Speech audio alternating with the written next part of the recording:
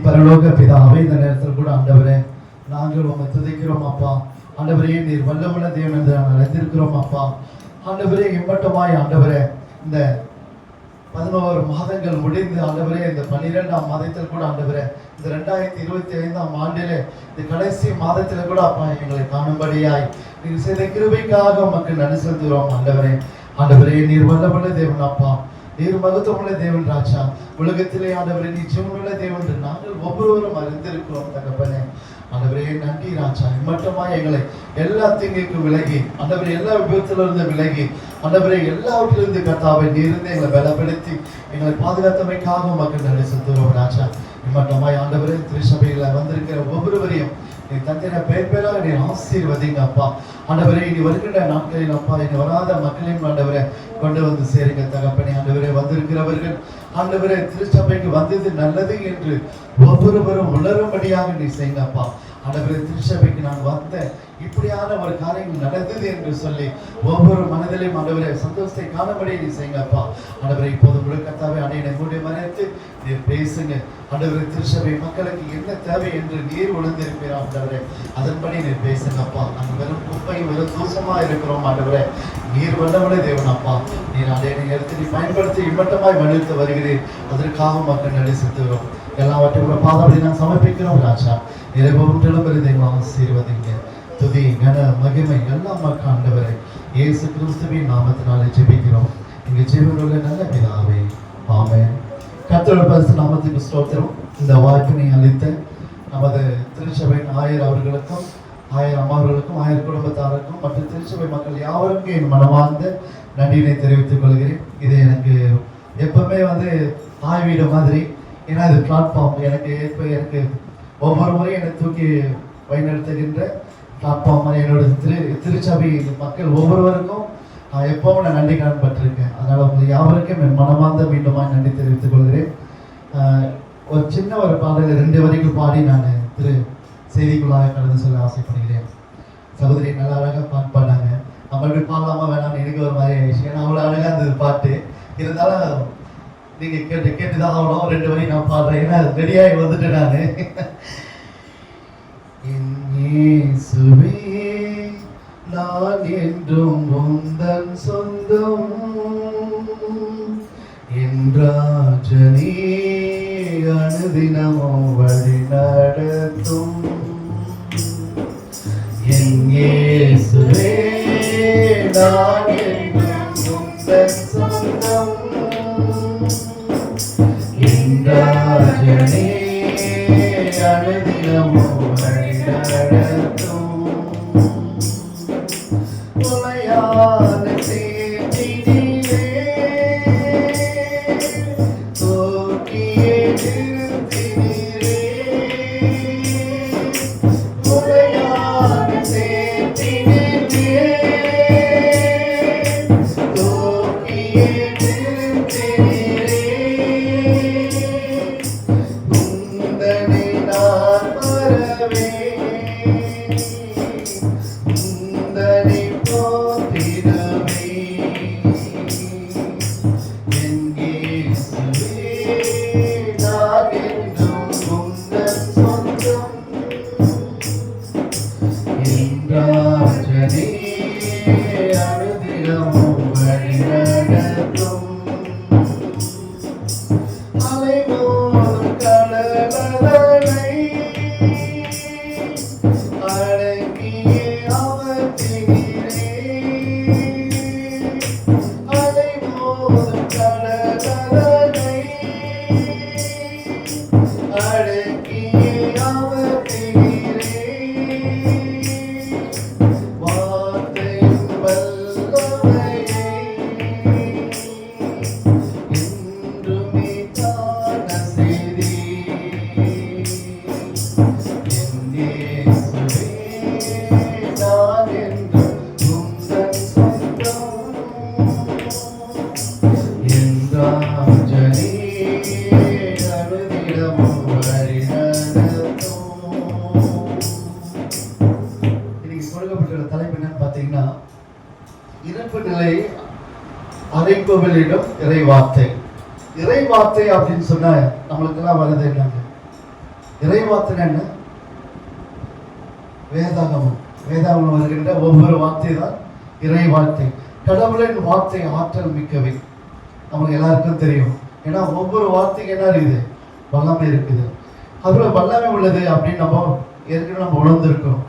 இந்த கடவுளுக்கும் நமக்கும் மனுஷர்களுக்கும் உறவினை பலப்படுத்துகிறது எதுன்னு பார்த்தீங்கன்னா இந்த வார்த்தைகள் தான். ஆண்டவருக்கும் நமக்கும் ஒரு உறவுகளை உருவாக்குறதும் ஒரு பலத்தை கொடுக்கறதும் எல்லாமே எதுன்னு பார்த்தீங்கன்னா வார்த்தைகள் தான். அவரோட வார்த்தைகள் நம்ம மனசுல பதிஞ்சிட்டு இருந்தோம்னா எப்படி இருக்கும்? ஒரு தீபமா ஒளியாகவும் இருக்கும். மனசுல பாரம் இருக்காது. எப்பவுமே என்ன இருக்கும்? லேசாக தான் இருக்கும், சந்தோஷமா சமாதானமாக தான் இருக்கும். ஏன்னா அவரோட வார்த்தை நம்மளுக்குள்ள இருக்கும்போது சாத்தா நம்மளோட வரமாட்டான். உள்ள வரத்துக்கு வழி இல்லை. நம்மளுடைய அவயங்கள் என்னவா இருக்குதுங்க? இதனுடைய நம்ம உடம்பு எல்லாம் எப்படி இருக்குது? ஆண்டவருடைய ஆலயமா இருக்கிறது. இருதயம் எப்படி இருக்குது? ஆண்டவருடைய ஆலயமா இருக்கிறது. அப்ப நம்ம எப்படி வச்சுக்கணும்? வார்த்தையின் மூலமா பரிசுத்தமா நம்ம ஆலயத்தை, நம்ம அந்த ஆலயமா இருக்கிற நம்ம இருதயத்தை நம்ம பக்குவமா வைத்துக் கொள்ள வேண்டும். வெறும் குப்பைகளை தூக்கி உள்ள போட்டுட்டு மனசு பாரத்தோடு உட்கார்ந்துட்டு இருக்கக்கூடாது. இங்க ஊர் உலகத்தில் நடக்குதெல்லாம் நம்ம மனசுக்குள்ள வந்து சேர்ந்துடும். அவங்க அப்படி சொல்லிட்டாங்க, இப்படி சொல்லிட்டாங்க, அங்க அப்படி நடந்துச்சு, இப்படி நடந்துச்சு, அவங்களுக்கு திடீர்னு அப்படி போயிட்டாங்க, இப்படி போயிட்டாங்க, நம்மளுக்கு அப்படி நடந்துருமா அப்படின்னு பயத்தோடய வாழ்க்கை வாழ்ந்துட்டு இருக்கோம். உண்மையா இல்லைங்க? பக்கத்து வீட்டு அப்படி நடந்துச்சுங்க, நடந்து போயிட்டாரு, திடீர்னு மாட்டி வந்தாருங்க, பட்டுன்னு போயிட்டாருங்க. கேட்கும்போது மனசு பக்குன்னு ஆயிடுச்சுங்க அப்படின்னு சொல்லி என்ன ஆகும்? நம்மளுக்கு வந்த மாதிரி என்ன ஆகும்? எல்லாருக்கும் பயம். ஏன்னா மனுஷன் இயல்பாரு. மனிதனுடைய இயல்பு எப்படின்னா, நம்மளுக்கு வரலன்னா கூட வந்த மாதிரி ஒரு பயம் நம்மளுக்குள்ள வந்துடும். அந்த பயம் நம்மளுக்கு இருக்கவே கூடாது. அப்போ நம்ம அந்த பயம் வருது அப்படின்னு சொன்னா ஆண்டவர் நம்மளோட இல்லைன்னு தான் அர்த்தம். அப்போ அந்த நேரத்தில் நம்ம என்ன பண்ணணும்? மனுஷன் நம்ம பலவீனம் உள்ளவங்க தான். அந்த நேரத்தில் நம்ம என்ன பண்ணணும்? ஆண்டவரே நம்ம விசுவாசிக்கிறேன்னு சொல்லிட்டு வார்த்தைகளை நம்ம உள்ள வைத்துக்கொள்ள வேண்டும். நம்மளுக்கு ஏதோ ஒரு கஷ்டம்னு சொன்னா கூட ஆண்டவர் என்ன பண்ணணும்? அந்த வசனத்தின் மூலமா நம்மளோடு பேசுவார்.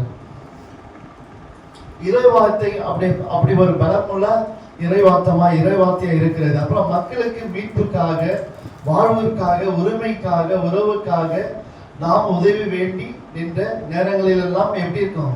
கடவுளின் வார்த்தையாகவும் கட்டளையாகவும் தீர்க்க தரிசனங்களாகவும். நம்ம சில நேரங்களில் வந்து தீர்க்க தரிசனங்களை கேட்கறதுக்காக நம்ம என்ன பண்ணுவோம்? ஊழியக்காரங்களை தேடி நம்ம போவோம். நம்ம பிள்ளைகள் என்ன சொல்றாங்க, நம்ம கணவருக்கு என்ன சொல்றாங்க, நம்ம மனைவி என்ன சொல்றாங்க, நம்ம ஜபத்து மூலமா நம்ம கேட்போம் அப்படின்னு சொல்லிட்டு.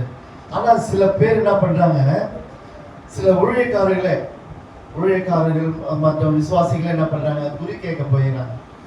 நம்ம பைபிள் வசனத்துல இருக்குது, குறி கேட்க கூடாது, மச்சம் குத்தக்கூடாது அப்படின்லாம் இருக்குது. ஏன்னா நம்ம ஆண்டவருடைய அவயங்களா இருக்கிறோம். ஒவ்வொரு அவயங்களும் எப்படி இருக்குது? ஆண்டவருடைய அவயங்களா இருக்கும்போது ஒவ்வொரு அவயங்களும் நம்ம பரிசுத்தமா வைத்துக் கொள்ள வேண்டும். நீங்க தெரிஞ்சோ தெரியாமலன்னு சொல்லிட்டு இப்போ பாவ மன்னிப்பு நம்ம கேட்டோம்ல, நம்ம வந்து தெரியாம நிறைய பாவம் பண்ணியிருப்போம். ஆனா அது வந்து நம்மளுக்கு மற்றவங்களுக்கு தெரியாது, நம்ம நினைச்சிட்டு இருப்போம். ஆண்டவர் என்ன பண்ணுவாரு? பார்த்துட்டு இருப்பாரு. மனுஷனுக்கு தெரியாது, ஆனா ஆண்டவருக்கு தெரியும். நீ மறைமுகமா நீங்க எது பண்ணாலும் ஆண்டவர் பார்த்துருக்காரு. நீங்க நல்லது செய்தாலும் ஆண்டவருக்கு தெரியும், மற்றவங்களுக்கு தெரியுதோ இல்லையோ ஆண்டவருக்கு தெரியும். அப்படின்னா உங்களுக்கு அது நல்லது செய்றீங்க, ஆண்டவர் உங்களுக்கு பல மடங்கு அவங்களை ஆசீர்வதிப்பாரு. நீங்க தீங்கு செய்யும்போது அதை உணர வைப்பாரு. உங்க தண்டனை கொடுக்கிற ஆண்டவர் கிடையாது. அதுல இருந்து மீட்டு கொள்வதற்காக தான் ஆண்டவர் என்ன பண்ணாரு? சிலர் அறைந்து மீட்டு அடக்கம் பண்ணப்பட்டு பாதாளத்தில் இறங்கி 3 நாள் உழுத்திருந்து நம்மளுக்காக என்ன பண்ணாரு? வந்தாரு. அப்படி இருக்கும்போது நம்ம எப்படி இருக்கணும்? சந்தோஷத்தோட சமாதானத்தோடு இருக்கணும். நம்ம ஏதாவது ஒரு பாவம் செய்தால் கூட மனம் கசந்து என்ன பண்ணணும்? அறிக்கை இடணும். அப்போ சகோதரி சொன்ன போது நம்ம என்ன பண்ணணும்? நம்ம உள்ளுக்குள்ள உட்காந்து ஒவ்வொரு வாரமும் நம்ம யாருக்கெல்லாம் நம்ம ஏதாவது கோபத்தில் கொடுத்துட்டு இருக்கலாம், நம்ம தெரியாம கூட பாவம் பண்ணியிருக்கலாம், அது பாவம் கூட நம்மளுக்கு தெரியாம நம்மளுக்கு இருந்திருக்கலாம். அப்படி இருக்கும்போது நம்ம என்ன பண்ணணும்? எங்களுக்கு தெரிஞ்சோ தெரியாமலோ சொல்லிட்டு இப்போ வாசித்தோம்ல, அதில் உணர்வோடு நம்ம செய்யும் போது அடுத்த முறை நம்மளை அதை செய்யாத அளவுக்கு ஆண்டவர் கூடாது, வார்த்தையின் மூலமாக நம்மளை கொண்டு செல்வார். ஏசாயா 55ஆம் அதிகாரம் 10-11 என்ன வாசிக்கலாம். இன்னைக்கு நிறைய வாசிக்க சொல்றாங்க மாதிரி, ஒரு 4-5 வசனம் மட்டும் தான் வாசிக்க சொல்றேன். ஏசாயா 55:10-11.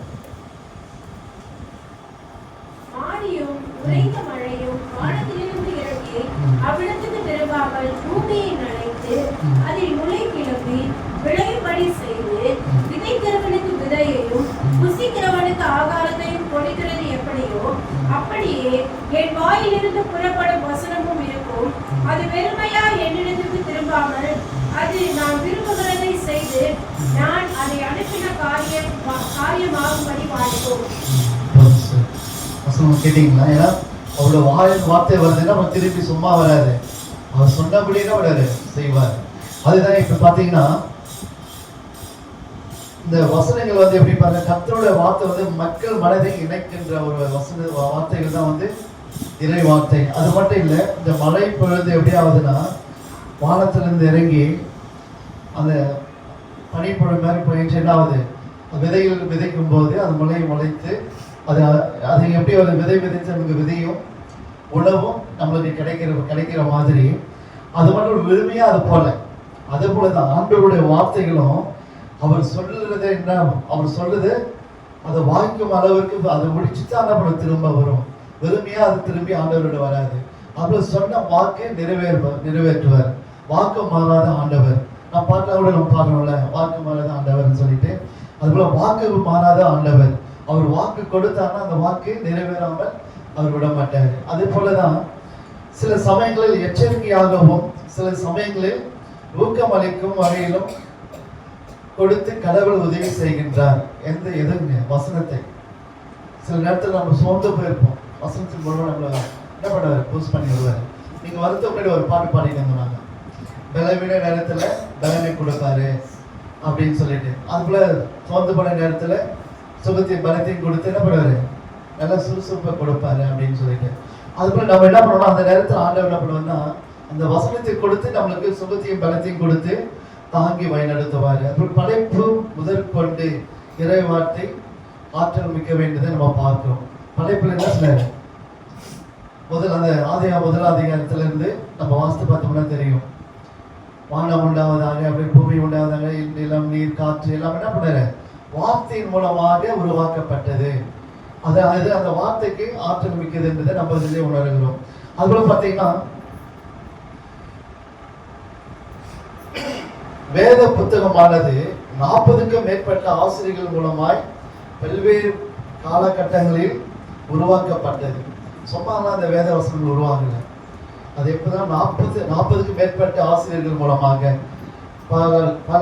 பல்வேறு காலகட்டங்களில் 1400 வருடங்கள், எவ்வளவு எத்தனை வருஷம் ஆச்சுன்னா 1400 வருடங்களுக்கு அதுக்கப்புறம் தான் அது எழுதப்பட்டது. 1400 வருஷங்கள் அது முடிஞ்ச பிறகுதான் நம்மளுக்கு வேதகமா கிடைச்சது. அப்போ அது எவ்வளோ ஒரு மகிமையான ஒரு வசனங்களா இருக்கும், வார்த்தைகளா இருக்கும். ஏன்னா அந்த வேதம் நம்மளா வந்து என்ன பண்ணிடும், இது ஒரு புஸ்தகமா தான் நம்ம நினைக்கிறோம். ஆனா அது ஒரு முஸ்லீம் பேராசிரியர் சொல்லியிருக்காங்க, வேத புத்தகம் கிடையாது, தேன்கூடு அப்படின்னு சொல்லியிருக்காங்க. நம்ம எத்தனை பேர் அதில் உணர்ந்திருக்கோம் நம்மளுக்கு தெரியல. ஆனா நீங்க வேதத்தை உணர்ந்து படிக்கும் போது நிச்சயமாக அது தேன்கூடுன்றது நம்ம உணர முடியும். ஒவ்வொரு வார்த்தைக்கும் வல்லமை உள்ளது. நீங்க அந்த ஒரு வசனத்தை நீங்க இன்னைக்கு ஒரு வசனத்தை நீங்க படிச்சுட்டு அன்னைக்கு ஃபுல்லா நீங்க அதை தியானிச்சுட்டே இருங்க. வசனம் என்ன சொல்லுதுன்னா ஒவ்வொருத்தருக்கும் ஒவ்வொரு கருத்தா ஆண்டவர் உணர்வு வைப்பார். உங்களுக்கு ஒரு கருத்தா இருக்கும், எங்களுக்கு ஒரு கருத்தா இருக்கும், உங்களுக்கு ஒரு கருத்தா இருக்கும். இப்போ இதே டாபிக் உணத்துல வந்து பேசினாலும் வேற மாதிரி பேசுவார் ஆண்டவரோட. அதுபோல அந்த வசனங்கள் உங்களோட பேசும்போது அன்னைக்கு முழுவதும் என்ன ஆகும்னா எல்லா காரியங்களும் வாய்க்க செய்வாரு. உங்களுக்கு சமாதானத்தோடு வழிநடத்துவீங்க, உங்களுக்கு சோர்ந்து போக மாட்டீங்க, பலத்தோடு இருப்பீங்க.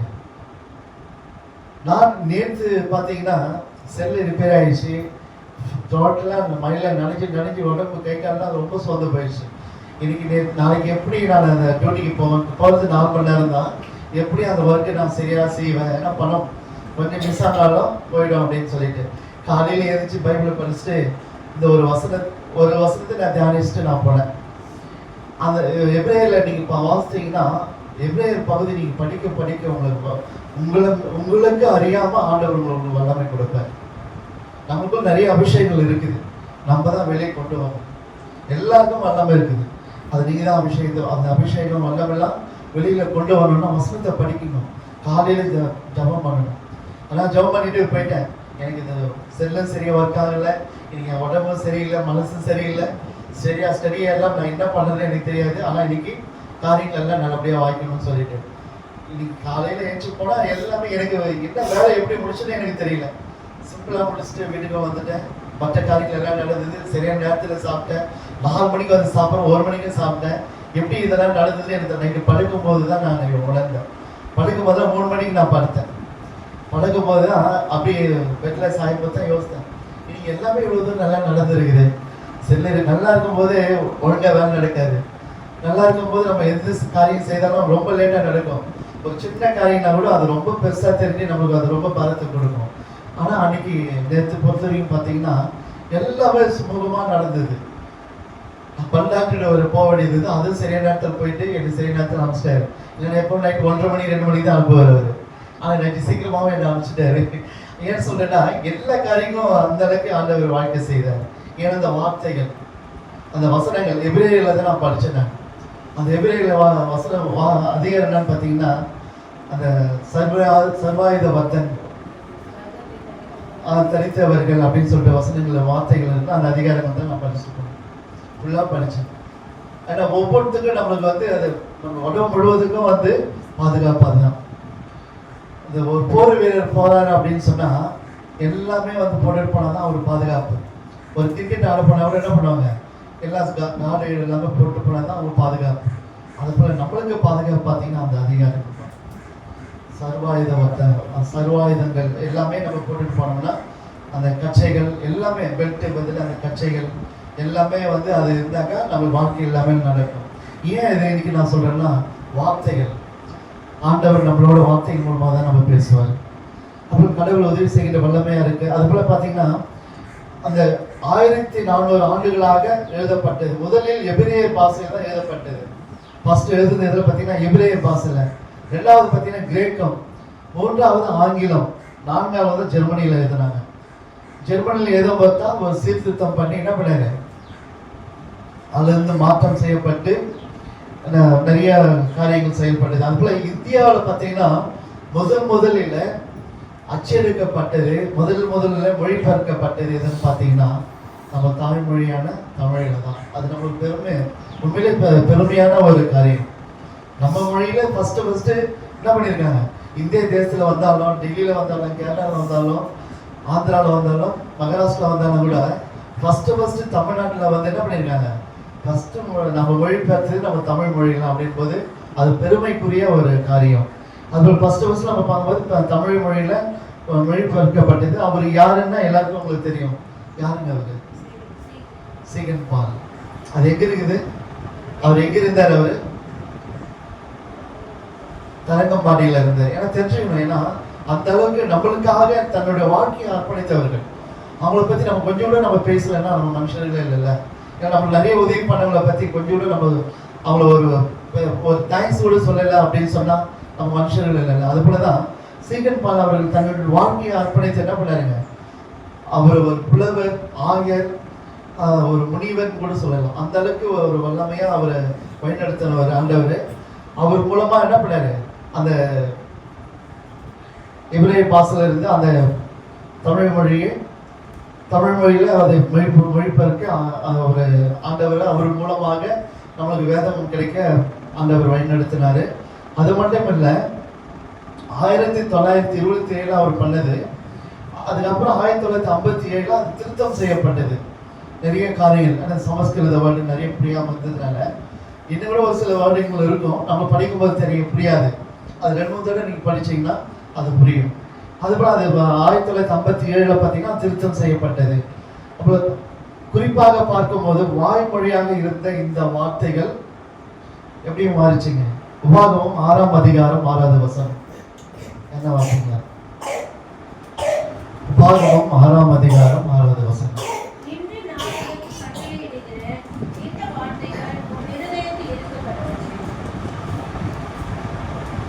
உங்களுடைய இருதயத்துல இருக்க கடவுள். எப்படி அந்த வாய்மொழியா அந்த வார்த்தைகள் எப்படி இருக்கணும், நம்ம இருதயத்துல இருக்கணும். அப்படி இருக்குது அப்படின்னு சொல்ல, நீ உன் இருதயத்தில் வைத்து உன் பிள்ளைகளுக்கு கற்பிக்க வேண்டும்.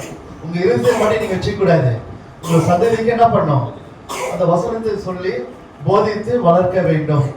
சிறு வயதுல இருந்தே நீங்க அதை விதைத்ததான் என்ன பண்ண முடியும், அறுவடை செய்ய முடியும். அது சொல்லுவாங்கல்ல, ஒரு பழமொழி ஒன்று இருக்கலாமா, சிறு வயதில் ஒரு 5 விளையாதது 50 விளையுமா அப்படின்னு சொல்லி சின்ன வயசுல அதை விளைத்தாதான் அதுனா மரமா வந்து நிற்கும், இல்லைன்னா அதுனா ஆகாது, முளைச்சு வராது. அது போல சிறு வயதிலே நம்ம என்ன பண்ணோம், குழந்தைங்களுக்கு அதை நம்ம வசனத்தை ஊட்டி நம்ம வளர்க்க வேண்டும். அதுபோல முதல் அச்சிடப்பட்டது எதுன்னு பார்த்தீங்கன்னா பவுலின் கடிதங்கள் தான் முதல் அச்சிடப்பட்டிருக்கிறது. அது ரெண்டாவது நம்ம சுவிசேஷங்கள் எத்தனை பாருங்கள் சொல்லுங்க. என்னமா? மத்தேயு, மார்க்கு, லூக்கா, யோவான். ஆனா அவங்க பிரிண்ட் அச்சடிக்கும் போது ஃபர்ஸ்ட் மார்க் தான் அடிச்சிருக்காங்க. மார்க்கு, ரெண்டாவது மத்தேயு, மூன்றாவது லூக்கா, நான்காவது யோவான். இப்படிதான் நாலாவது இப்படிதான் எழுதப்பட்டிருக்குது, அச்சிடப்பட்டிருக்குது. ஏன்னா ஃபர்ஸ்ட் பண்ணது அதுதான். அதுக்கப்புறம் தான் மாற்றங்கள் கொண்டு வந்து மத்தேயு, லூக்கா, மார்க்கு, யோவான் அப்படின்ற மாதிரி மாறி வந்திருக்கு. அப்போ நம்மளுடைய வேதகம் வந்து எப்படி இருக்கணுமா, எல்லாரும் வீட்டில் இருக்கணும். ஏன்னா வேதகம் இல்லை அப்படின்னு சொன்னா எப்படி இருக்கும், அவங்க வீட்டில் இருள் சொந்தமாய் காணப்படுமா. கிறிஸ்தவன் அப்படின்னு சொன்னாலே வேதகம் அவர் வீட்டில் இருக்க வேண்டும். வேதகமும் அவங்களுடைய வாழ்க்கையை மாற்றப்படும். வேதகம் எப்படி இருக்குமா, அவங்க அந்த வசனங்கள் எல்லாம் அவங்க வாழ்க்கையை மாற்றி போடும், புரட்டி போடும். அவங்க இப்படி இருந்தால் நான் இப்படிலாம் மாறி நம்ம வாழ்க்கையில் வாழ்ந்துட்டு இருக்கேன், இப்போ நான் நல்லவனா மாறி வந்துட்டேன் அப்படின்னு சொன்னால் இந்த வேத வசனங்கள் தான் அப்படின்னு சொல்லி நிறைய பேர் சாட்சி சொல்லுவாங்க. அதுக்கு மாற்றங்கள் கொண்டு வருவது எதுன்னு பார்த்தீங்கன்னா வேத வார்த்தைகள் தான். அதில் வந்து அந்த நம்ம வேதகம் வந்து ஒரு பொக்கிஷம், அது நம்ம வீட்டில் எப்பவுமே இருந்துட்டு இருக்கணும். எங்கள் திருச்சபையில் வச்சிருக்காரு, அவரே சர்ச்சில் வச்சுட்டு போயிட்டு அடுத்த வாரம் வந்து தான் எடுப்பார், டேபிள் வச்சுட்டு வந்து எடுப்பார். நான் கேட்பேன், நான் சர்ச்சில் வச்சுட்டு போயிட்டீங்கன்னா இல்லைப்பா அது பத்திரமா இருக்கு, நாங்கள் வந்து அடுத்த வாரத்தில் நான் எடுத்துப்பேன் அப்படிங்கிறாரு. அப்புறம் டெய்லி எப்படி வாசிப்பேன், அதெல்லாம் எனக்கு ஆண்டவர் வேண்டெடுத்துவார் அப்படின்னு சொல்லுவார். அப்போ அதெல்லாம் நல்லாவா இருக்கு. ஏன்னா நம்ம அதுக்குள்ள இருக்கக்கூடாது. இந்த வேத வசனங்கள் கிழிஞ்சிச்சு அப்படின்னு சொன்னா அப்போ அந்த அளவுக்கு நீங்க படிச்சிருக்கீங்கன்னு அர்த்தம். ஆனால் அதுக்காக கிழிச்சிடாதீங்க. அந்த அளவுக்கு நீங்க புரட்டி படிக்கும் போதுன்னா அவன் ஆட்டோமேட்டிக்கா அந்த பேப்பர்லாம் கொஞ்சம் கசங்கி வரும். அப்போ அந்த அளவுக்கு நீங்க படிக்கும் போது இங்க அந்த மனசு வந்து என்ன ஆகும், புதுசா மாறும். இது கிழிஞ்சாலும் உங்க மனசு எல்லாம் புதுசா மாறி ஆண்டவர் புது பொலிவோடு என்ன பண்ணுவாரு, உங்கள் வாழ்க்கையை வழிநடத்துவார். நம் வாழ்வில் எப்படிப்பட்ட மாற்றங்கள் ஏற்படுத்துகின்றன என்பதை, இந்த வேத வசனங்கள் இறை வார்த்தைகள் எப்படியாக நம் வாழ்க்கையில் மாற்றப்படுகிறது என்பதை இப்போ நாம் ஒரு சில தலைப்பின் மூலமாக நாம் தியானிப்போம். உணர்வளிக்கும் இறை வார்த்தை. இப்போ வாஸ்த பகுதியில் பார்த்தீங்கன்னா இஸ்ரேல் மக்கள் அரசு ஆளுகைக்குள் வந்த பின்புதான் பல்வேறு சூழ்நிலைகள் பிரச்சனைகள் மேற்கொள்ளப்பட்டார்கள். ஏன்னா இஸ்ரேல் மக்கள் வந்து வழிநடத்தி வந்த பிறகு அவங்களே அரசாண்ட போகும்போது என்னாச்சு, பல பிரச்சனைகள் அவங்க எதிர்பார்த்தாங்க. பல அரசர்கள் வந்து என்ன பண்ணாங்க, ஆளுகை செய்துட்டு போனாங்க. அந்த வழியில அந்த வரிசையிலும் தம் 8ஆம் வயதில் யோசியா அரசராகி மற்ற அரசர்களை போல இல்லாமல் ஆண்டவருக்கு முன்பாக நேர்மையோடு நடந்து என்ன பண்ணாருங்க, அவருடைய தந்தை தாவீதின் வழியாக வலது இடதுபுறமாக சாயாமல் நடந்தார் அப்படின்றத நம்ம பார்க்கிறோம். தாவீதின் வழியாக அவர் வந்து வளர்ந்து நம்ம வருகிறதை நம்ம பார்க்கிறோம். நம்மளுக்கு ரோல் மாடல் யாருன்னு சொன்னோம், அப்பா அம்மா. நம்ம எல்லாருக்கும் ரோல் மாடல் யாரு, ஆண்டவர் இயேசு கிறிஸ்து. அதுபோல அவரு வந்து யோசியா என்ன பண்ணாரு, தாவீதின் வழியாக அவருடைய அப்பா வழியாக என்ன பண்ணாரு, வலதுபுறம் இடதுபுறம் சாயாமல் நேர்மையோடு நேர்த்தியோடு என்ன பண்ணாரு, நேராக அவர் வந்து வாழ்க்கையில் நடந்து வந்தார் என்பதை நம்ம பார்க்கிறோம். இஸ்ரேல் மக்கள் ஆன்மீக வாழ்வில் கொண்டு வருவதில் பல சீர்திருத்தங்கள் செய்து கொண்டு மக்களை வழிநடத்தினார். ஏன்னா இஸ்ரேல் மக்களை ஆன்மீக வாழ்வில் கொண்டு வரதுக்கு என்ன பண்ணாரு, பல சீர்திருத்தங்கள்லாம் செய்து அந்த ஆண்டவரோட பக்திகளை கொண்டு வந்திருக்காரு. யோசியாவிற்கு முன்பிருந்த அரசர்கள் தங்கள் செல்வாக்குகளை குவித்து வைக்கவும், ஏன்னா இது முன்னாடி இந்த யோசியாவுக்கு முன்னிருந்தவங்களாம் என்ன பண்ணிருக்காங்க, செல்வாக்குகளை குவிச்சு வச்சிருக்காங்க. பிற நாட்டவர்களுக்கு தங்கள் வளங்களை காண்பித்து பெருமை அடைந்திருக்கார்கள். இப்ப நம்மளுக்குலாம் எப்படி கொஞ்சம் பொருள் சேர்ந்துச்சு வச்சீங்க, அக்கா எங்க வீட்டுக்கு வரீங்களா, சும்மா வந்துட்டு போகலான்னு. என்னம்மா சும்மா தான் வந்துட்டு போங்க, fridge, washing machine, TV, table எல்லாத்தையும் காமிப்பாங்க. புதுசாக வாங்கணுங்க, நல்லா இருக்காக்கா, எல்லாம் என்ன பண்ணுவோம், நம்ம பெருமையை காமிச்சிப்போம். எல்லாத்தையும் என்ன பண்ணுவோம், பெருமையை பாராட்டிப்போம் மற்றவங்களுக்கு காமிச்சு. அவங்களும் இதை பார்த்து அவங்க கஷ்டப்படுவாங்கல்ல, நம்ம வீட்டுல இல்லையே, நம்ம வாங்க முடியலையே, நம்ம வீட்டுல பிள்ளைங்களுக்கு இது போல நம்ம கொடுக்க முடியலையே, நம்ம ஃபீல் பண்ணாம நம்ம என்ன பண்ணுவோம், யோசிக்க மாட்டோம். நம்ம கிட்ட இருக்கிறது என்ன பண்ணுவோம், பெருமையா அவங்க கிட்ட சொல்லி நம்ம பெருமையை பாராட்டிப்போம். அது போலதான் யோசியாவுக்கு இந்த அரசர்கள் என்ன பண்ணியிருக்காங்க, அவங்க கிட்ட பிற நாட்டவர்களுக்கு தங்கள் வளங்களை காண்பித்து பெருமை பாராட்டி கொண்டு இருக்கார்கள். அதுக்குள்ள வாழ்ந்திருக்காங்க. அது மட்டும் இல்லாம வேற்று கடவுளை பலிபீடங்கள் அமைக்கும் இடமாக திருக்கோவில் வைத்திருந்தார்கள். வேற்று கடவுளுக்காக என்ன பண்ணிருக்காங்க, பலிபீடங்களாம் வச்சு வணங்கி இருக்காங்க. யோசியாவின் ஆட்சியில் 18ஆம் ஆண்டிலே 3 நூற்றாண்டு கடந்த திருக்கோவில்களை சேதமடைந்த நிலையில் அதனை சரி செய்து பல ஆண்டுகளாக என்ன பண்ணாரு, அதை சரி செய்து அதை சரியான முறையில கொண்டு வந்திருக்காரு. ஏன்னா நிறைய பேர் என்ன பண்ணிருக்காங்க, அந்த வேற்று விக்கிரக ஆராதனையும் செய்ததுனால அந்த கோவிலெல்லாம் வச்சு பாயடைஞ்சு போயிருக்கு. இவர் யோசியா வந்த பிறகு என்ன பண்ணாருங்க, எல்லாவற்றையும் சரி செய்து சேதமடைந்ததெல்லாம் நீட்டாக செய்து அதை சரியான வழியில் அதை கொண்ட கடவுள் மீது பக்தி வைராக்கம் கொண்டவர்ன்றது முன்மா. ஏன்னா ஆண்டவர் மீது நம்பிக்கை விசுவாசம் வச்சதுனால அந்த திருக்கோவிலை வந்து திருக்கோவிலாகவே வச்சிருக்கணும், பரிசுத்தமா வைத்துக் கொள்ள வேண்டும் சொல்லிட்டு எல்லாத்தையும் என்ன பண்ணாரு, சேதமடைந்ததெல்லாம் நீட்டா செய்திருக்காரு. அப்புறம் கோவில் சரி செய்யும் நேரத்துல தலைமை குரு இல்கியா திருச்சட்ட நூல்களை காண்கிறார்.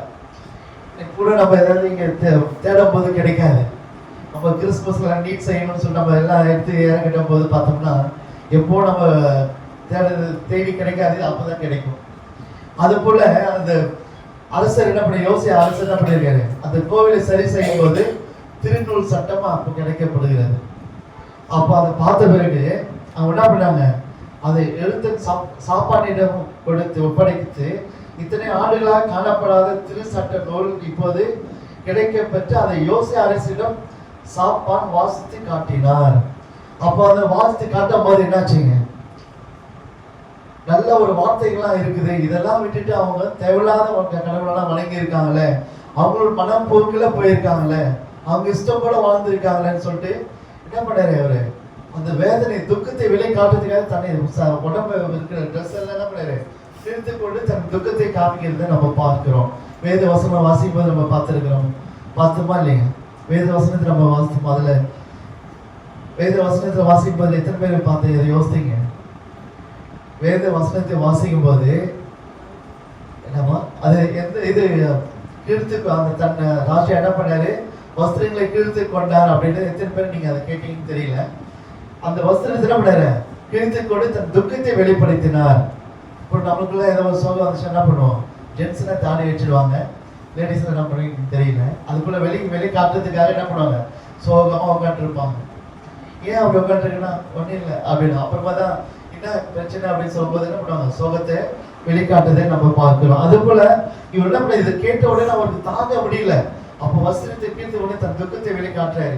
இப்படிலாம் வாழ்ந்துட்டு போயிருக்காங்க, முன்னோர்கள் இப்படி செய்திருக்காங்களே, இது ஒரு பாவத்துல ஜீவித்திருக்காங்களே, நல்ல ஒரு வார்த்தைகளை விட்டுட்டு போயிருக்காங்களே, இதன்படி செய்யாதபடி இந்த நல்ல வார்த்தை மூலமா செய்யாதபடி அவங்க இஷ்டம் போல வாழ்ந்திருக்காங்கன்னு சொல்லிட்டு ரொம்ப வேதனையோட அந்த காரியத்தை காண்கிறதை நம்ம பார்க்கணும். அருமையான வார்த்தைகள், மக்கள் செவி கொடாமல் தங்கள் மனப்போட போக்கிலே நடந்து வாழ்ந்திருக்கார்கள் அப்படின்னு சொல்லிட்டு என்ன பண்ணாரு, வருத்தத்தை காமிக்கிறாரு. உங்களுக்கு சங்கீதம் 119:34 வாசிக்கணும்.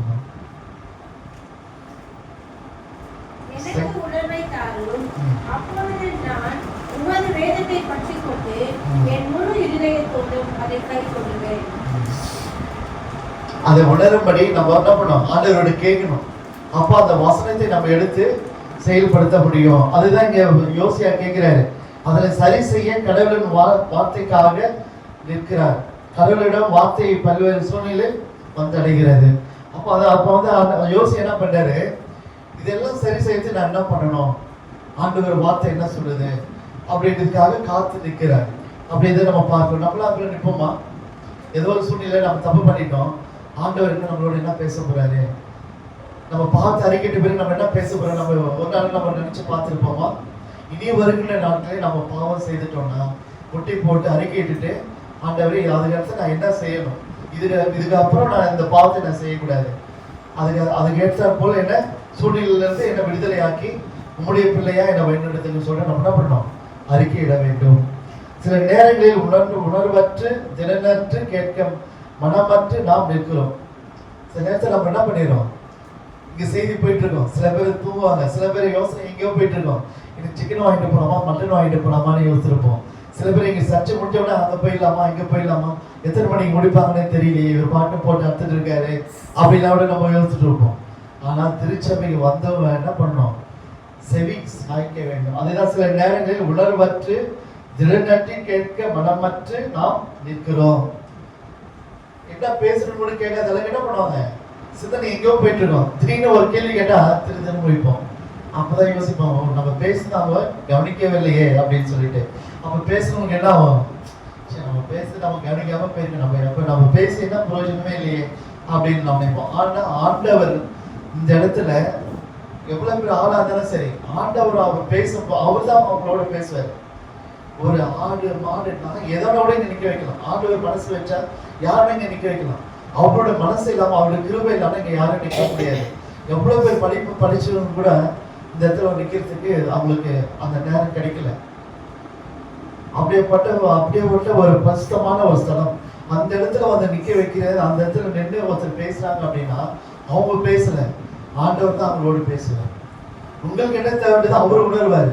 இந்த சகோதரன் வந்து என்ன பேசிட போறாங்க, இந்த சகோதரன் வந்து என்ன பண்ணிட்டு போறாங்க, இந்த சகோதரி வந்து என்ன பேசிட போறாங்க, நம்ம நீங்க நினைக்கவே கூடாது.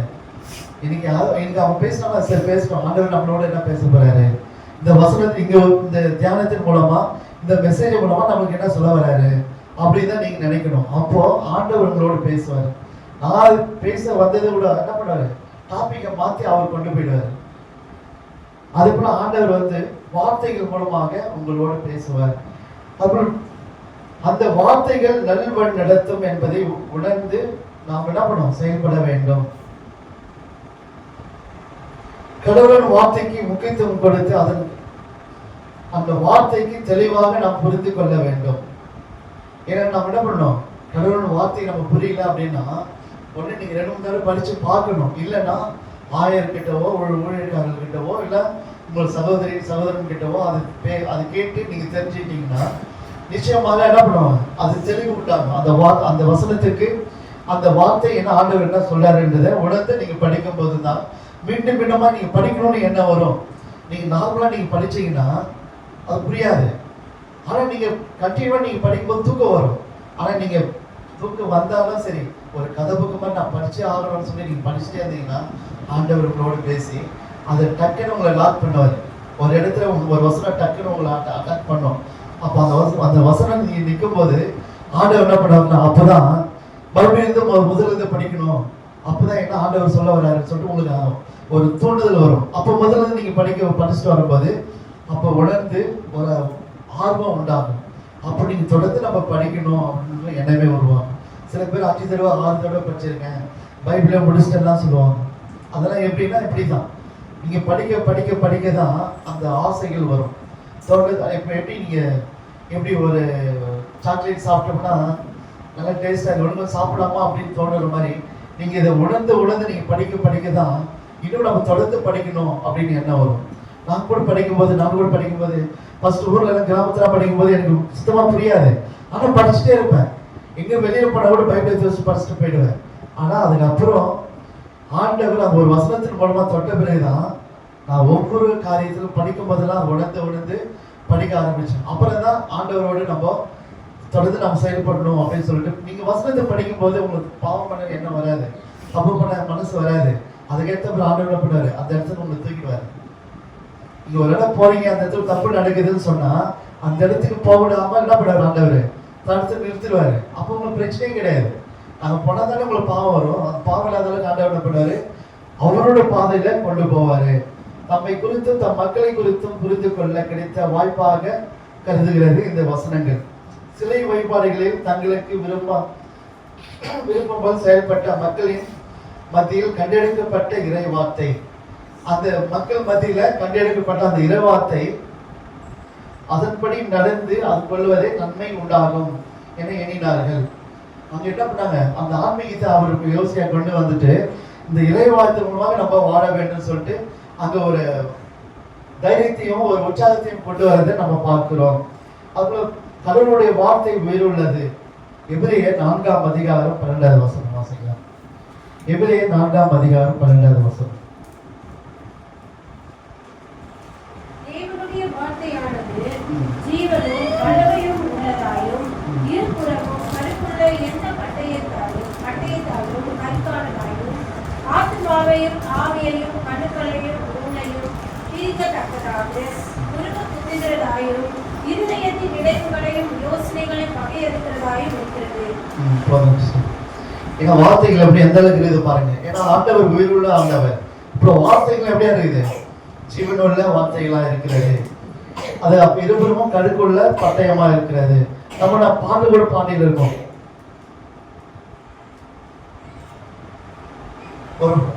ஒரு பாட்டு இருக்கு. என்ன பாட்டு சொல்லுங்க? உம்மால் கூடும் எல்லாம் கூடும், ஒரு வார்த்தை சொன்னால் போதும். உம்மால் கூடும் எல்லாம் கூடும், ஒரு வார்த்தை சொன்னால் போதும். ஐயா ஒரு வார்த்தை சொன்னால் போதும். விண்ணப்பத்தை கேட்பவரே, எங்கள் கண்ணீரை காப்பவரே, தருபவரே, சோஸ்திரம் இயேசையா. அதுபோல அந்த வார்த்தைக்கு வல்லம் உள்ளது. அப்படியே பெத்மாசைய பாட்டுல பாத்தீங்கன்னா எல்லா வசனங்கள் மூலமா தான் ஒரு பாட்டுகளை எழுதியிருப்பார். அது உம்மால் கூடும் எல்லாம் கூடும், ஒரு வார்த்தை சொன்னால் போதும் அப்படின்னு சொல்றாரு. இப்ப நான் இது முன்னாடி செய்திக்கு முன்னாலும் ஒரு பாட்டு பாடினேன். வார்த்தையின் வல்லமையை என்றுமே காண செய்தேன் ஒரு ஒரு வரியை பாடினேன். எத்தனை பேர் நீங்க உணர்ந்தீங்கன்னு தெரியல. அதுக்காக தான் இன்னைக்கு அந்த பாடலை நான் பாடினேன். ஏன்னா வார்த்தைக்கு வல்லமை உள்ளது. அப்புறம் நம்மளுடைய வார்த்தைக்கும் வல்லமை இருக்குது. நான் இருக்கிறவங்களுக்கு சொல்லுவேன், நம்ம பேசும்போது ஆசீர்வாதமான வார்த்தைகள் தான் நம்ம வாயில இருக்கணும். அது நம்ம வார்த்தைகள் நம்ம வாயில வர்றது சாபமா இருக்கக்கூடாது அப்படின்னு சொல்லிட்டு, அதுக்குள்ள நம்ம எப்பவுமே நம்மளோட வாயில் வர வார்த்தைகள் நம்மளுக்கு பலிக்க செய்வார் ஆண்டவர். நீங்க மற்றவங்க சாப்பிடை கொடுத்தா அந்த சாப்பிடை உங்களுக்கு தான் வந்து செய்யறோம். ஏன்னா ஆண்டவர் வல்லமை உள்ளது, அப்படியேப்பட்டது. ஏன்னா கண்ணுக்கு கண் பல்லுக்கு பல்லுன்றதெல்லாம் முடிஞ்சு கலியுக காலத்துல இருந்து கிருபையின் காலத்துல வந்திருக்கிறோம். நம்ம இன்னும் கலியுக காலத்துல நம்ம வாழக்கூடாது. ஏன்னா கிருபையின் காலத்துல வந்ததுனால நம்ம சந்தோஷமா சமாதானமா வாழ வேண்டும். ஒருவர் விட்டு கொடுத்து அன்போடு அரவணைப்போடு நம்ம வாழ வேண்டும். அப்படி இருக்கும்போது நம்ம என்ன பண்ணக்கூடாது, மற்றவங்கள சாப்பாடை கொடுக்கக்கூடாது, திட்டக்கூடாது, எதுவும் செய்யக்கூடாது. அன்போடு தான் நம்ம அரவணைக்கணும். நீ சும்மா உனக்காக நான் யுத்தம் செய்வேன்னு சொன்ன ஆண்டவர், நீங்க சும்மா இருக்கும்போது உங்களுடைய சத்துருக்களை அவர் ஆண்டவர் பார்த்துக் கொள்வார். நீங்க இடையில லாஸ்ட் போன வாரத்துல நீங்க அந்த செய்தியை கேட்டிருப்பீங்க, சும்மா உனக்காக நான் யுத்தம் செய்வேன்னு சொல்லிட்டு. அது போலதான் நம்ம என்ன பண்ணோம், நம்ம சும்மா இருக்கணும், அமைதியா இருந்தா போதும். ஆனா நீங்க வார்த்தைகளை விட்டு நீங்கள் பாவங்களை சேர்த்து கூடாது. நீங்க வார்த்தைகளை விட்டுற கூடாது. நீ நல்லா இருக்க மாட்டேன், பார்த்து நீ அப்படிதான் இருப்ப, நீ என்ன சொல்லிட்டே இல்ல, நீ அவ்வளவுதான் அப்படின்னு நம்ம சொல்லவே கூடாது. நீங்க சும்மா இருந்தாலே ஆண்டவர் உங்களை வழி நடத்துவார். அப்புறம் பாத்தீங்கன்னா மோசே யாத்ராகமம் 4:12 கூட பாத்தீங்கன்னா காலங்கள் போயிட்டே இருக்குது. அதை யாத்ராகமம் இஸ்ரவேல் மக்களை கொண்டு வரதுக்காக ஆண்டவர் பார்க்கும்போது என்ன சொல்றாரு, மோசையை தெரிந்து கொண்டார். அப்ப மோசை என்ன சொல்றாரு, ஐயோ நான் வந்தவன் நாயும் திக்குவாயோட நான் எப்படி போவேன், நான் எப்படி போய் பேசுவேன், நீங்க தான் அப்படின்னு சொல்றதுக்கும் ஒரு சாட்சி இல்லை அப்படின்னு சொல்லும்போது என்ன சொல்றாரு, நீ போ, நான் உன் வாயோட பேசுவேன்னு சொல்றாரு. ஆண்டவர் அப்படியேப்பட்ட ஒரு வல்லமுள்ள ஆண்டவர். நீங்க எதுவும் பேசணும் நீங்க சொன்னது ஒரு இடத்துல நீங்க போனீங்கன்னா, ஆண்டவர் நாங்க போய் என்ன பேசணும் எனக்கு தெரியலப்பா, அந்த அவங்களுக்கு பிரச்சனை யாருக்கு, இந்த பிரச்சனை தீர்க்கணும், நான் ஏதாவது பேசி அந்த பிரச்சனை ஆயிடக்கூடாது, நீங்க தான் பேசணும்னு சொல்லிட்டு நீங்க ஜெபம் பண்ணிட்டு போங்க. ஆண்டவர் உங்களோட பேசி அங்க சமாதானத்தை காண செய்வார். அது போலதான் மோசையோட என்ன பண்ணாரு, ஆண்டவர் அவர் வாயோட பேசி அங்க வழிநடத்துறதை நம்ம பார்க்கிறோம். அது போல அப்போஸ்தலர் 9ஆம் அதிகாரம் 15வது வசனம் யாராவது சிஸ்டர், சவுல் பத்தி நம்ம தெரிஞ்சுக்கணும். பராக்கிரமசாலி அவரு. சவுல் எப்படியா மாறினாரு, பவுலா மாறிட்டாரு. அப்போஸ்தலர் 9ஆம் அதிகாரம் 15வது வசனம்.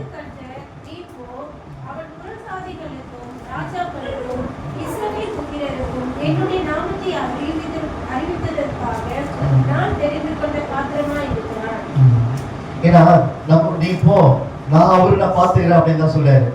ஏன்னா அவருக்கு அது ஆண்டவர் வந்து முன்கூத்துட்டாரு, முன்குறிச்சு என்ன பண்ணாரு, அவர் என்ன தெரிஞ்சு கொண்டாரு. அது போல நம்மளையும் தெரிந்து கொண்டு ஆண்டவர் என்ன பண்ணாரு, வழிநடத்துவாரு. அதுல 16-13 வாசிங்க. அப்போஸ்தலர் 16-13. நம்ம இனி வருகிற நாட்கள் நம்ம எப்படி இருக்கணும்? ஓய்வு நாளில் நாங்கள் பட்டணத்துக்கு வெளியே போய் ஆற்றின் அருகே வழக்கமாய் ஜெபம் பண்ணுகிற இடத்தில் உட்கார்ந்து அங்கே கூடி வந்த ஸ்திரீகளுக்கு உபதேசித்தோம்.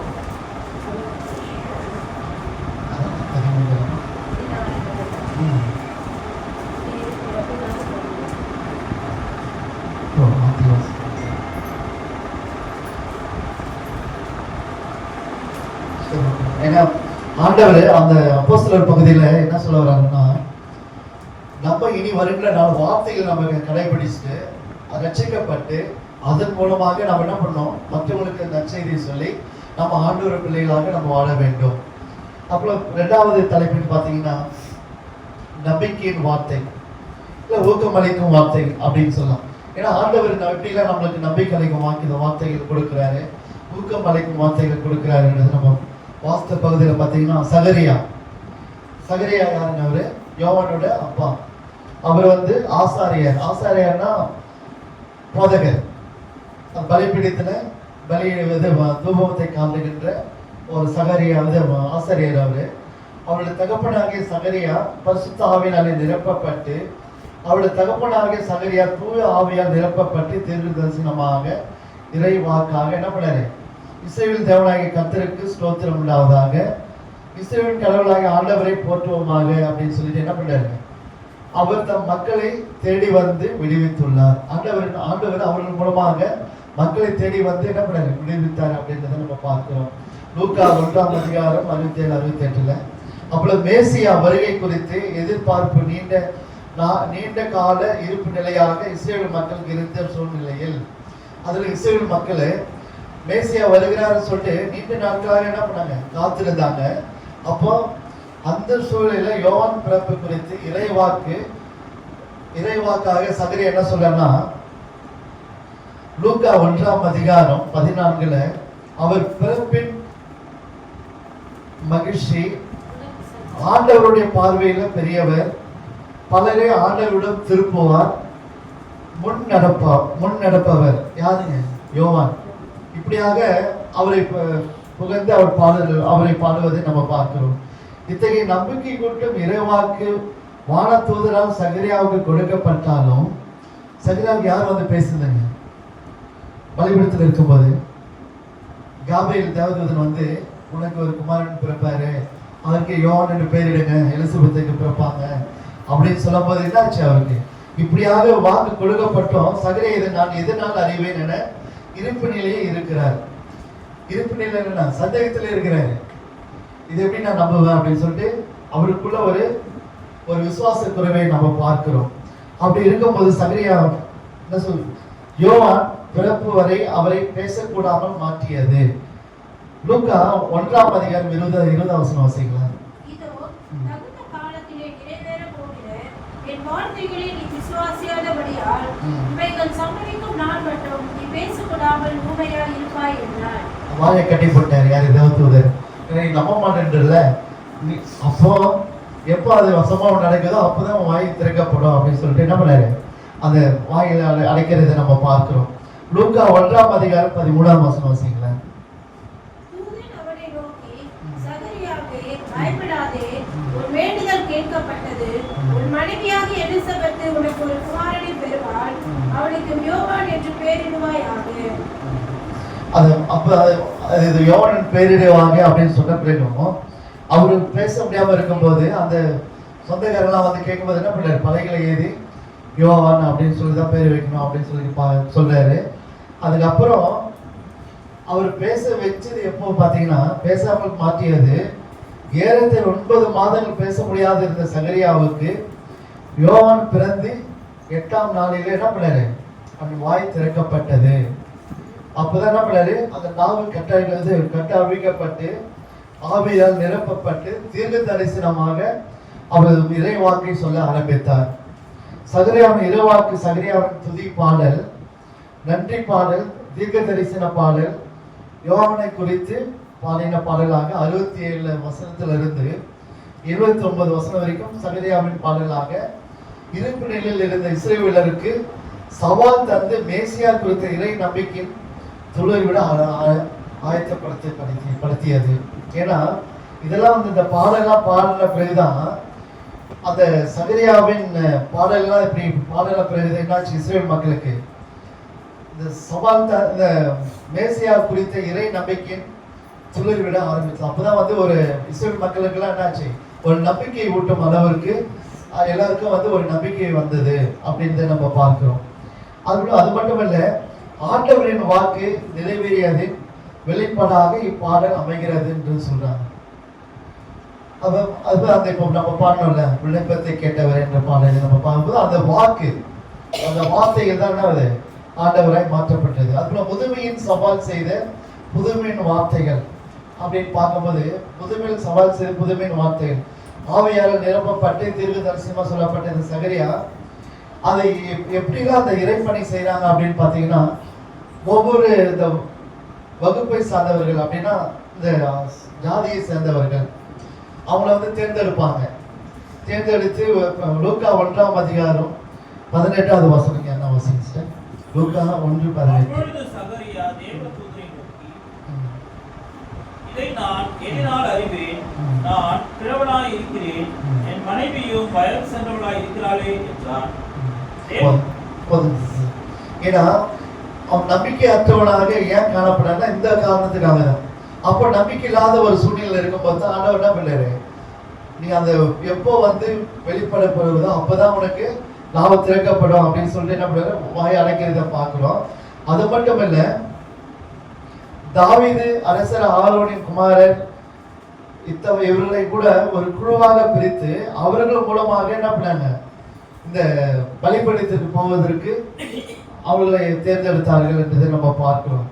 அதுபோல வார்த்தைகள் உணர்வளிக்கும், மீட்பளிக்கும் அப்படின்னு சொல்லிட்டு நம்ம பார்க்கிறோம். ஏன்னா ஒவ்வொரு வார்த்தைக்கும் வல்லம் இருக்குது அப்படின்னு சொன்னா அதுக்கு ஒரு உணர்வுகள் உண்டு.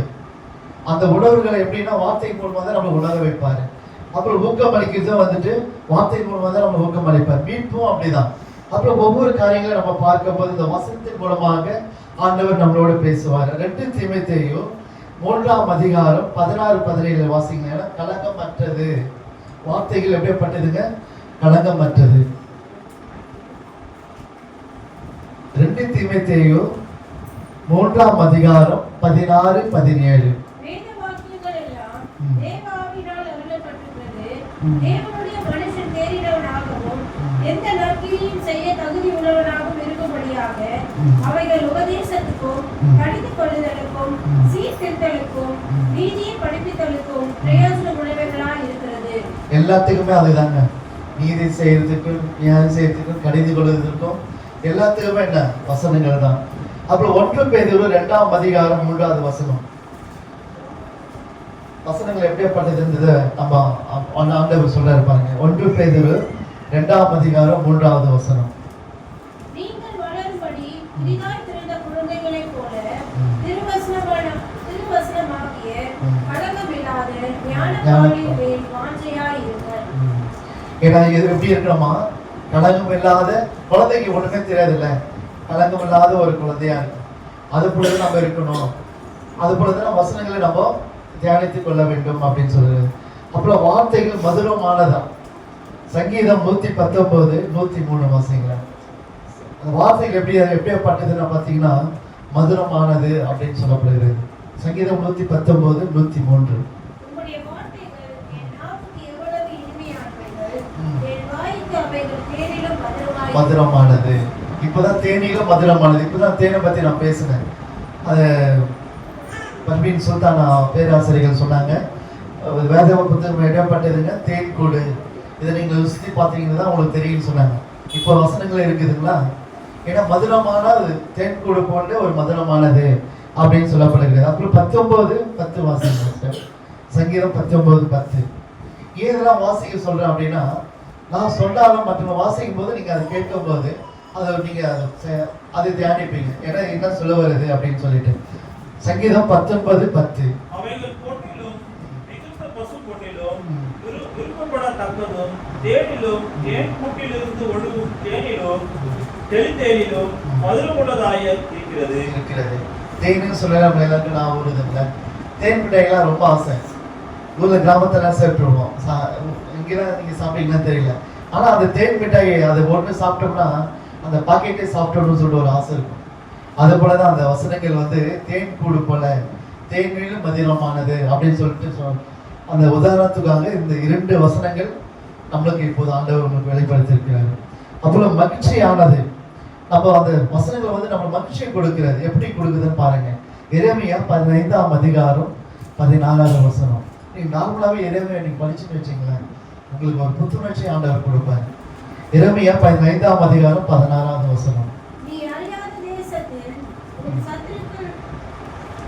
எரேமியா 15:16. கிடைத்தவுடனே உட்கொண்டேன்.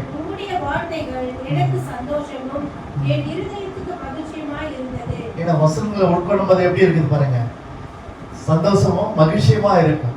அந்த வசனம் உள்ள இருக்கும் போது நம்மளுக்கு எப்படி இருக்கும் நம்மளுக்கு. நான் ஃபர்ஸ்ட் ஸ்டார்டிங்ல மெசேஜ் கொடுத்த முன்னாடி நான் தான் சொன்னேன் உங்களுக்கு, வசனங்கள் உள்ள இருந்தா இருதயம் பூரிப்பா இருக்கும், சந்தோஷமா இருக்கும், மகிழ்ச்சியா இருக்கும். இனி வருகிற நாட்கள் நம்ம எப்படி இருக்கணுங்க, வசனத்தின் மூலமா நம்ம வாழ்ந்து வாழ வேண்டும்.